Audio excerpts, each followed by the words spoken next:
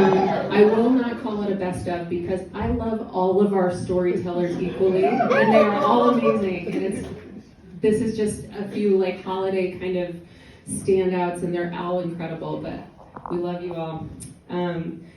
His story was first told at the Family and Holidays edition of the Downlow back in 2018, and that was also his first Downlow. So we're hearing a story from 6 years ago. We'll see how it's changed. Something that I like to do with every Downlow is I ask an icebreaker question to all of our storytellers to kind of level the playing field. And I stole this from Julia Caulfield at Coda because she interviewed me recently about 10 years at the Downlow, and she said, "What would you tell yourself 10 years ago?" And so I asked them, "What would you tell yourself 10 years ago?" He said, "I would tell myself 10 years ago, don't move to New Mexico." Which I would like to reframe as, don't leave Telluride. And maybe I will further reframe as, welcome home, Andy Kenningsmeyer. Yeah!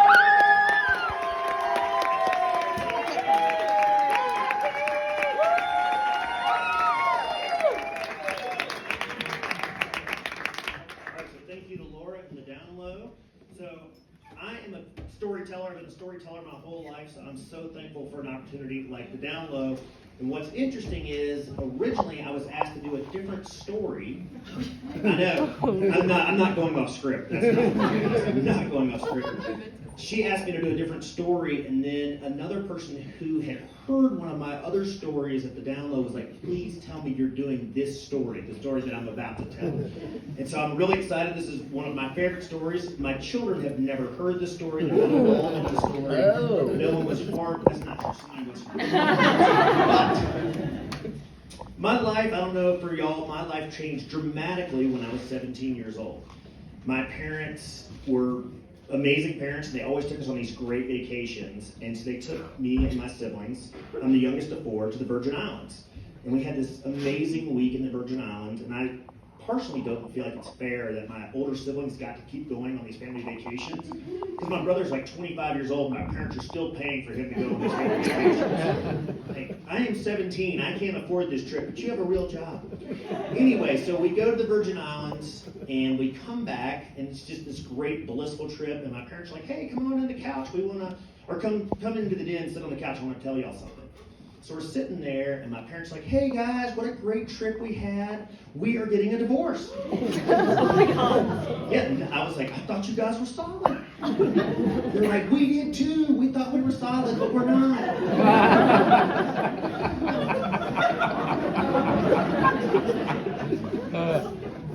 I'm just in shock. I was like, "What does this mean?" "Oh, nothing's going to change. It's just going to be you and your mom here. It's going to be fine." So I went from a family of 6 to a family of 2. And my siblings had all moved away, and my dad lived across town. And so I knew that Christmas would be my first Christmas with just me and my mom, which is really hard because I'm very close to my siblings. And I can remember, and I hope many of you do as well, does Christmas mornings of everyone getting up together and going down and opening their stockings. We would do that in the den. My mother would always make this amazing egg casserole. We would go have the egg casserole, and then we would go into the living room. I don't know how many of y'all had a living room that you were never allowed to go into. You went in there on Easter and Christmas, and then the rest of the year you just looked at it. But it was one of those treasured times. Yeah, y'all know what I'm talking about. It's the dumbest room in the house. We don't dining room and the living room. Yeah, you don't eat in the dining room. Do not do that. You're not going to the living room. So we're in there. We would open up all our gifts, and it was just this great blissful moment. And I knew that this year on my 17th Christmas that we would have a completely different tradition that was just going to be my mom and I. And my family is not a family that blows it out on Christmas. They would probably spend $150 on each kid. It was all very fair, and it was just a great experience. But that morning, I woke up on Christmas. I was kind of in a bad mood. Like I said, it was just my mom and I. There was still egg casserole, and I was still allowed to go into the living room. And there are gifts upon gifts upon gifts. Like, what in the world? Why are there so many gifts here for me? I hope my siblings never come home. But that is not where our story begins. So my best friend from childhood, his name is Chris Duff. And I don't know if y'all have a Chris Duff in your life, but Chris Duff says yes to everything. And I don't know if it was my fault or his fault, but we always managed to get into trouble. And it'd be like, hey man, let's go shoot that. Now, why wouldn't we go shoot that? We're 17 years old, our parents gave us a shotgun, let's go shoot it. Yeah, exactly. Hey, the keys are in your parents' car, we should take it out for a spin. Absolutely, yes, that's a great idea. So anyways, it always went this way with Chris and I. Was always like, yes, that's a great idea. And so we got really into something that I would call trenching. And in Colorado, I don't know what the proper term is for it, but I'm going to explain to you what trenching is in the South. I grew up in Georgia. And so what you want to do is you want to get in somebody's yard and just destroy it with your car. Yeah. Trenching. And there's, well, again, I don't know what the other terminology is. Y'all in Colorado, it's like, we destroyed someone's grass. That's what we did. So, trenching in the South. So there's two options that I think are really the best. And the one option is you come in super hot. Like you come around a corner into someone's yard, you come in super hot, and you just fishtail through the whole yard. Just try to destroy as much as possible in one fell swoop. Very solid technique, great technique. My technique was I would pull into the yard, put the car in neutral, rev it up, make sure the tires were ready, and then throw it into drive and just kind of smoke it out. And the real benefit there is you can start throwing sod on the person's house. Again, it's called trenching. So one Friday night we are out, and of course, as teenagers, you're like, there's nothing to do. I grew up in Atlanta. There's tons to do. But there's nothing to do here. So we get this bright idea that we're going to go to the high school football field and do. Yes, you already know where this is going. Okay, you already know where this is going. But let me back up here. Before I get to the high school football field. When I was probably 15, they built this shopping center in front of my house, and they didn't put up a curb. So I feel like that is their fault. And they had this amazing lawn that was banked. I mean, it was beautiful.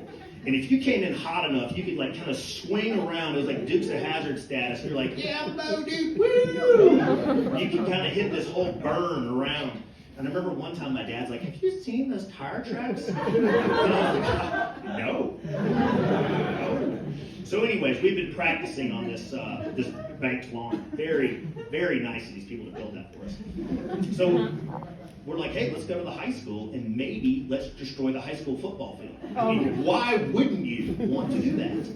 So we get to the field, and obviously it was an omen. It was unlocked. Okay, so we pull onto the field, and I was like, hey, Chris, do you want to drive? He's like, no, man, I want you to have this honor. I appreciate that. So we get out there, and I know where you expect this story to go, but it doesn't go where you think it's going to go. We're out there for probably 20 minutes just destroying it. And what you expect to happen is that we, one, get caught, two, that the car breaks down, or three, someone gets injured. No, none of that happened. We just drove right back out of the gate, and then I was like, oh, wait, we should lock up. Like that was going to cover my tracks. Hey, if we lock the gate, no one will know what we did. So then we go and we wash off the car, and we're like, totally fine. No one's ever going to know what we did. And so maybe 3 days later, my mother says, we're at the house, and my mother says, is there anything you want to tell me? Now, as any of us know, the kids that got into trouble, no, there's nothing that you want to tell me. And she's like, are you sure there's nothing you want to tell me? I was like, no, nothing I want to tell you. She's like, you and Chris didn't get in any trouble in the last week? Who's Chris? What's going on? And so she said, are you sure there's nothing you want to tell me? And I'm like, oh, she obviously knows something. She's like, because there's someone at the front door that wants to speak with you. Yes, so I walk to the front door, and the police officer says, are you William Andrew Konigsmark? And I said, no, I'm not.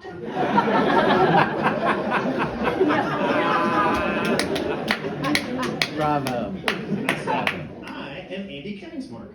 Oh my God. Yeah, exactly. That was going to get me out of trouble. He said, well, do you have a Toyota Camry? And I said, I do have a Toyota Camry.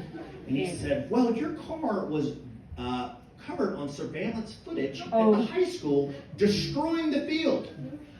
Did you know that?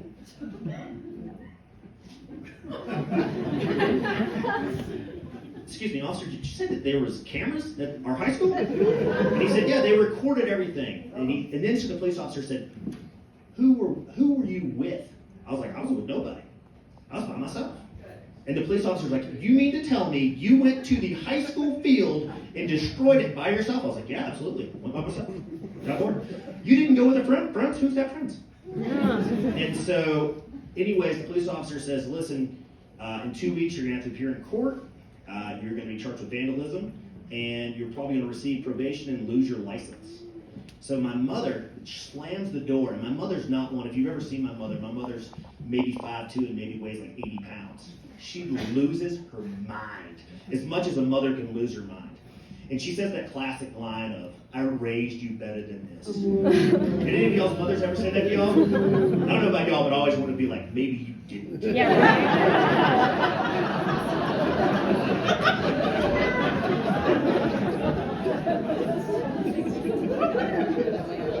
You know, and then they go for this line as well. I'm so disappointed in you. What do you have to say for yourself? And there's not much else you can say. I'm disappointed in myself. I feel like I didn't play my best. I put in a lot of hard work this year and really just kind of came up short. And then next year will be better. So she said, you wait till I tell your dad. And my dad's not that dad. My dad's like, oh, God, you got busted. You know, totally, that's my dad. My dad's like an older version of me. He's like, oh, man, how bad you messed it up, huh? So, anyways, this is a couple days before Christmas that the police officer comes, so I know that on Christmas morning I'm going to be opening up one gift. It's probably going to be like a broom or something. And so I get in there, and as I said, it is a menagerie of Merry Christmas. A plethora of presents, a cornucopia of Christmas surprise. I get in there and there's gift upon gift upon gift. And as I said, it's just me and my mom, and I am in there opening until I'm almost sick. I've got paper cuts because there's so much presents to unwrap. It's just amazing. I have to take a nap pre-unwrap or post-unwrapping because it's just amazing. And it is a stereo for my car. It is new clothes. There's a TV for my room. I don't even need a TV, but there's gift upon gift upon gift. And I'm like, this is the best Christmas ever. And then my mom hands me an envelope. And I'm like, oh yeah, gonna be some cash in here. And so as I said, my family is very fair. So I know if my mother gave me $1,000 cash, she's obviously got to give every other sibling cash. So obviously she's feeling bad about the divorce and wants to butter me up. That is not what was in the envelope. The envelope is all receipts. It was a receipt for every single gift. Yes. She's like, all right, start loading it all up in the car. We're taking it all back. Yeah. Yeah. Maybe she raised me better than this.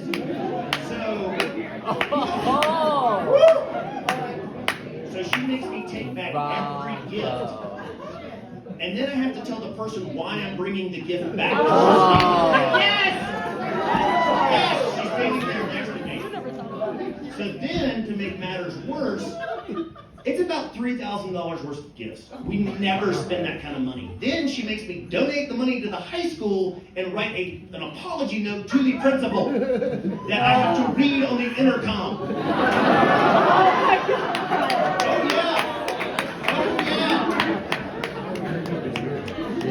Oh yeah! Oh yeah! Oh yeah! So people have asked me over the years, what have I learned from this story? Yes. Number one, never be friends with people named Chris. Number two, never lie to your mother. And number three, if you're going to tell this story again to your children, make sure you put the fear of God into them when you hear this story, because it'd be like, if you mess up around Christmas, this is what's going to happen to you. You're going to be taking it all back. All right, thank y'all for letting me share.